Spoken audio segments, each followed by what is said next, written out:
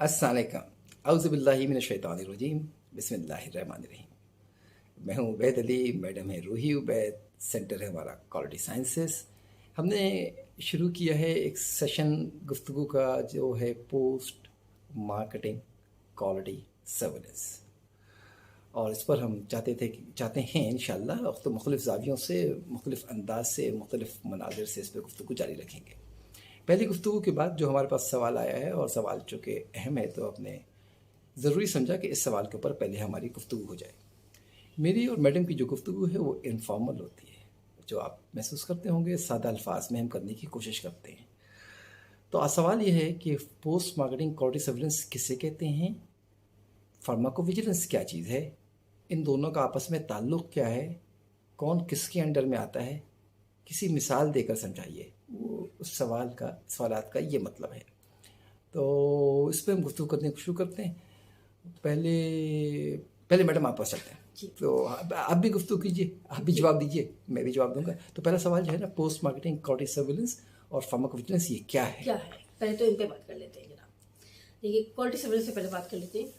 अच्छा, इससे बात करने से पहले ये कि दोनों क्वालिटी सर्विलेंस और फार्माकोविजिलेंस दोनों पोस्ट मार्केटिंग में आता है। और पोस्ट मार्केटिंग में मॉनिटरिंग कर रहे होते हैं हम ड्रग की सेफ्टी की, एफिकेसी की, जब वो मार्केट में अवेलेबल हों पेशेंट्स के पास कंज्यूम होने के लिए। तो क्वालिटी सर्विलेंस में हम देख रहे होते हैं दवा की सेफ्टी और उसकी एफिकेसी और कोई क्वालिटी डिफेक्ट्स। अच्छा, क्वालिटी डिफेक्ट्स में फॉर एग्जांपल कि डिस्ट्रीब्यूशन फेलियर है अगर तो अगर ऐसा कुछ है तो उसको इन्वेस्टिगेट करते हैं, उसके रूट कॉज ढूंढते हैं ताकि उसका करेक्टिव एक्शन और प्रिवेंटिव एक्शन लिया जाए। तो ये आता है क्वालिटी सर्विलेंस में। अच्छा, आप इतना फास्ट बोला है तो वो थोड़ा आम लोगों के लिए समझा दूँ। क्योंकि ये देखिए, जो सेफ्टी और एफिकेसी, सेफ्टी से मतलब ये है कि जो हम दवा दे रहे हैं वो नुकसान तो ना पहुँचाते मरीज़ को। तो वो जेनेरिक ड्रग हो, न्यू ड्रग हो, मेडिकल डिवाइस हो, उसके अलावा भी जो हेल्थ केयर प्रोडक्ट्स हों, उसके अलावा भी जो क्लेम हो, फर्स्ट कर लीजिए ये खाने की बिरयानी के मसाले भी क्यों ना हो, तो इन सब के ऊपर जो नज़र रखी जाती है वो सर्विलेंस के लिए रखी जाती है। इसे निगरानी करना कहते हैं। और जो एफिकेसी का मतलब है कि जो उस पर आपने प्रॉमिस किया है लेबल के ऊपर, दवा के ऊपर जो क्लेम किया है वो पूरा हो रहा है कि नहीं हो रहा है, इस पर नज़र रखना जो है पोस्ट मार्केटिंग क्वालिटी सर्विलेंस कहलाता है। क्वालिटी डिफेक्ट्स कोई कंप्लेन आ रही है तो उसके ऊपर भी कि वो है या नहीं है। खैर जी, आगे बढ़िए बेटा जी। तो फार्माकोविजिलेंस पे बात करते हैं जी कि फार्माकोविजिलेंस क्या है। तो फार्माकोविजिलेंस ये मेनली सेफ्टी से रिलेटेड है, ठीक है, और ये मॉलिक्यूल से रिलेटेड है, ठीक है। तो इसमें क्या करते हैं कि इसमें डाटा माइनिंग करते हैं, डाटा का जो वेल है उसको देखते हैं, डीप डाइव लगाते हैं, और उस पर सिग्नल्स हम ढूंढ रहे होते हैं। अच्छा, हम डिटेक्ट करते हैं, असेस करते हैं, उसको समझने की कोशिश करते हैं, और किसी भी अनरिपोर्टेड एडीआर को यानी कि एडवर्स ड्रग रिएक्शन को मैनेज करने के, प्रिवेंट करने की कोशिश करते हैं कि कोई एडीआर अनरिपोर्टेड तो नहीं सामने आ रहा, या फिर कोई रिपोर्टेड एडीआर था उसका क्वांटम तो नहीं बढ़ गया। ठीक है, तो ये हम देख रहे होते हैं फार्माकोविजिलेंस में। ऑलराइट। अच्छा, कौन किसके अंडर में आता है? अच्छा, देखिए, देखा जाए तो दोनों इंडिपेंडेंट हैं। हाँ, दोनों इंडिपेंडेंट हैं जी जी। लेकिन अगर आप जो सवाल में इसरार है तो सर्विलेंस को आम अल्फाज में कहते हैं निगरानी करना, हाँ, और विजिलेंस को कहते हैं चौकन्ना रहना। हाँ, तो निगरानी जो है वो इसमें ऊपर आएगा, बड़ा अम्ब्रेला, जी बड़ा अम्ब्रेला होगा, ठीक है, और जो विजिलेंस है वो उसके अंडर में आएगा। वैसे ये इंडिपेंडेंट है। हाँ, बाज़ लोग आर्गूमेंट करते हैं कि जी सर्विलेंस के अंडर में जो है विजिलेंस आता है, बाज़ आर्गूमेंट करते हैं विजिलेंस के अंडर में सर्विलेंस आता है, चूँकि विजिलेंस जो है वो क्लिनिकल ट्रायल में भी इस्तेमाल होता है। लोग मुख्तलिफ आर्गूमेंट कर रहे थे, कोई लिखी पड़ी बात नहीं है। लेकिन अगर आप मुझसे ज़ाती असेसमेंट हम पूछेंगे हमसे, तो जो मैडम ने असेसमेंट दिया वही मेरा भी असेसमेंट है कि quality surveillance is a big umbrella, और जो विजिलेंस है वो उसके नीचे छोटा सा अम्ब्रेला है। उसका जो मेन टारगेट है वो सेफ्टी है। जब क्वालिटी सर्विलेंस में, फिर इसके अलावा बता दूँ, क्वालिटी जो सर्विलेंस है वो नई ड्रग का भी होता है, नई ड्रग का भी होता है, लाइफ टाइम में हो रहा होता है, हर दफ़ा मुस्तकिल होता है। जबकि विजिलेंस जो है वो उसका शुरू में जब दवा नई आती है उस वक्त उस पर बहुत रश होता है, और आहिस्ता आहिस्ता उसकी पास इंफॉर्मेशन वापस जमा होनी शुरू हो जाती है, और सर्टेनिटी बढ़नी चली जाती है। इंफॉर्मेशन बढ़ जाती है, हाँ, तो सर्टेनिटी बढ़ जाती है, तो फिर वो आहिस्ता आहिस्ता तो अनसर्टेनिटी कम हो जाती है। हमारे पास मालूमात बहुत ज़्यादा हो जाती है, मालूमात के को हम जोड़ कर अपना विजडम बढ़ा सकते हैं।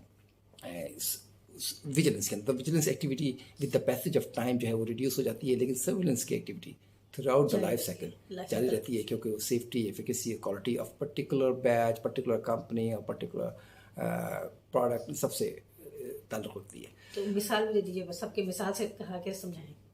पहले एक मिसाल आप दे दीजिए, उसके बाद मैं दूसरी मिसाल देता हूँ। अच्छा, देखिए जी, बात करने की कोशिश करते हैं। हम सपोज करते हैं कि एक ड्रग एक्स है डायबिटीज़ के लिए, यानी कि शुगर कंट्रोल करने के लिए, और लार्ज पॉपुलेशन इसे इस्तेमाल करती है।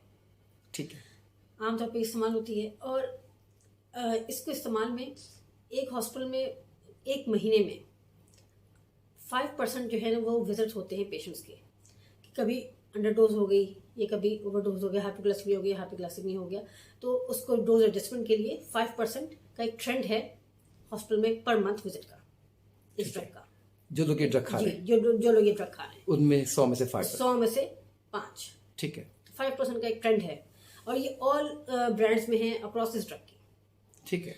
अच्छा, अचानक से ये हमें देखने में आता है कि 5% से ये 25% हो गया, यानी कि 100 में से 25 हो गया। तो जब आप डाटा 25 लोग मतलब अस्पताल आ रहे हैं, 25 लोग अस्पताल आ रहे हैं, विजिट कर रहे हैं इन अ मंथ, और उनका हाइपोग्लाइसेमिया, जी हाइपोग्लाइसेमिया या हाइपोग्लाइसेमिया के इश्यूज सामने आ रहा है। तो जब ये इस डाटा में इस तरह बढ़ा और उसको डीप डाइव लगाया डाटा में, तो पता चला कि ये रिलेटेड है एक particular batch of a particular brand से। Alright, particular batch of a particular brand, और इस ड्रग की जो दूसरी ब्रांड्स हैं उनमें नहीं है, और इसके दूसरे बैचेस में भी नहीं है। तो ये एक पर्टिकुलर बैच से एसोसिएट हो गया। हाँ, तो साफ सी मतलब है, तो मतलब है जी, तो ये फार्माकोविजिलेंस से फॉल नहीं करेगा, ये जाएगा क्वालिटी सर्विलेंस में। हाँ, इसका मतलब है कि इसका जो कंटेंट का मामला है, उसकी जो प्रोडक्ट का वो स्ट्रेंथ इस का पर्टिकुलर बैच वो कंट्रोल से बाहर हो गया। कंट्रोल से बाहर हो गया, क्योंकि हम उसको उसमें देखेंगे, तो इस तरह डिफरेंशिएट कर सकते हैं। अच्छा, चलिए अब मैं भी डिफरेंशिएट करने की कोशिश करता हूँ। आपको याद होगा एक ड्रग थी NDMA, एक इम्प्योरिटी, तो वालसाटान एक ड्रग थी, तो उसके मुख्तलिफ कंपनीज की प्रोडक्ट उठाई गई, वालसाटान की मुख्तलिफ बैचेस उठाए गए जिसमें NDMA बढ़ा हुआ था, लेकिन रेनिटिडीन जो मॉलिक्यूल था वो तमाम उठा लिया गया, क्योंकि रेनिटिडीन का मॉलिक्यूल बाय डिज़ाइन इनहेरेंट करता था NDMA को। तो रेनिटिडीन का जो मॉलिक्यूल का NDMA से ताल्लुक़ था वो आया फार्माकोविजिलेंस के अंदर, कि सिग्नल हमें बड़ा ट्रैप किया। और ये जो आया आपका बकिया वालसाटान की जो डिफरेंट बैचेस थे या डिफरेंट प्रोडक्ट थे, वो मॉलिक्यूल रिलेटेड नहीं थे, वो डोजेज रिलेटेड थे, तो वो आया क्वालिटी सर्विलेंस के अंदर। तो NDMA इम्प्योरिटी है, रेनिटिडीन में वो मॉलिक्यूल रिलेटेड है, मॉलिक्यूल का इंटीग्रल पार्ट है, जबकि बाकी में वो आ जाती है। तो ये इस तरह हम इसको विजिलेंस को और सर्विलेंस को, ये देखिए हम लोगों ने अपने अंदाज से करने की कोशिश की है। तनकीद के लिए हम खुले हुए, हम बहुत ज़्यादा ना ऑप्टिमिस्टिक नहीं है। उम्मीदों पे आप तनकीद कीजिए, खुल के सवालात कीजिए, अपने सवालात को जस्टिफाई कीजिए और बताइए, हमारी गलतियों को बताइए, ताकि हम भी इम्प्रूव कर सकें इल्म की बुनियादों के ऊपर। इल्म वही जिसमें हम, आपने कल कहा था ना कि हम साइंटिफिक मेथड के पीछे भागते हैं, साइंस के पीछे नहीं भागते। अच्छा, एक और बात भी आप लोगों से शेयर कर लूँ इसी मौजूद के ऊपर, जो है वो कि जो फार्माकोविजिलेंस है ये कंपनी की बाइंडिंग है कि आप रिपोर्ट करेंगे गवर्नमेंट को। क्वालिटी सर्विलेंस में बड़ा लीनियंसी है कि आप पीरियोडिकल रिपोर्ट करेंगे, लेकिन फार्माकोविजिलेंस में आपको इमीडिएट रिपोर्ट करना होता है कि खुदा न खासा कोई ADR आ रहा है, आपको रिपोर्ट करना, उसका टाइम लाइन्स होता है।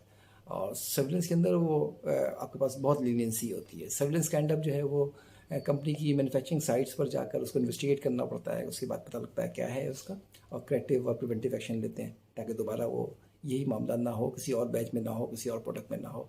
उसको समझते हैं, जाकर इंस्पेक्शन करके दवा की क्वालिटी को महफूज करते हैं।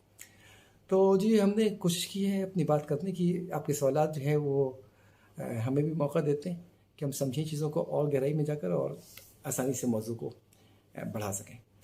आपका बहुत शुक्रिया। अल्लाह हाफ़िज़। अस्सलाम वालेकुम।